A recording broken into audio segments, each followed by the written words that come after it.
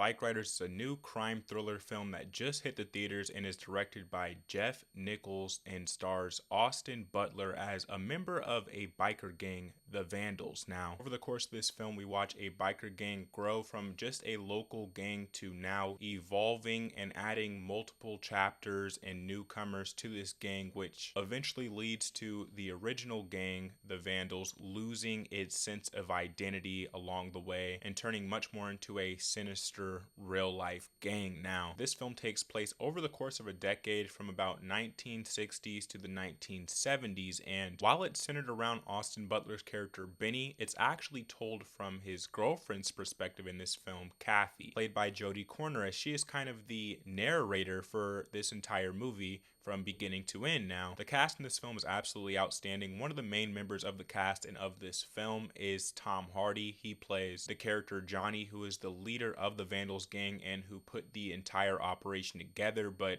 soon over the course of this film, we watch Johnny lose his grip on the Vandals and have his leadership constantly threatened and contested throughout this film. Now, on top of that, there's plenty of other colorful members to the cast and to this film, but more importantly, let's talk about this film as a whole, and that's that this movie is a real slow burn. I mean, you're going to go out and watch this film expecting from the trailers for it to be this kind of fast-paced thriller, very exciting. It's not that. This film takes a real backstep view at biker gangs as a whole and everything that goes into them and the type of member that would even find themselves joining a biker gang and the way of life that comes along with being the member of one of these gangs. And while this film is displaying all of this to you, it is a extremely slow burn. The pacing for this film is very drawn back. It's very slow. So when you go to see this film, I want you to know, be patient with it. Don't expect anything crazy or high octane. Not to say that you don't get those moments inside of this movie, because you definitely do. This film definitely has exciting moments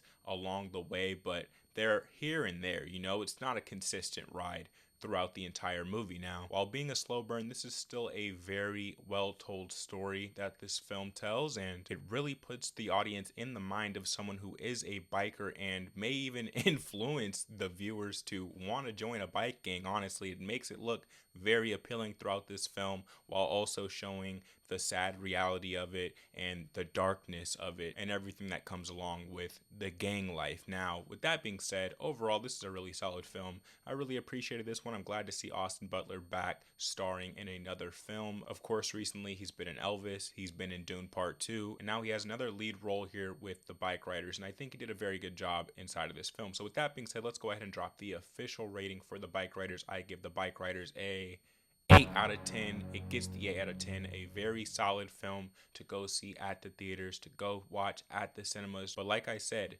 take your time with this film. It's a slow burn. It makes its 2 hours feel more closer to a 3 or 4 hours. So just a heads up when you go to see this film. But with that being said, I hope you enjoyed the video. I hope you enjoyed this review. Make sure you let me know your thoughts on the Bikerider down in the comment section down below. Are you excited for this movie? Have you seen this movie? What were your thoughts on it? And if you don't know what we do here on Demigod ENT, we do movie reviews, movie reactions, and movie-based content. So if you're interested in any of that, in the right place, hit subscribe, hit the like button if you enjoyed the video, and I'll catch you in the next one.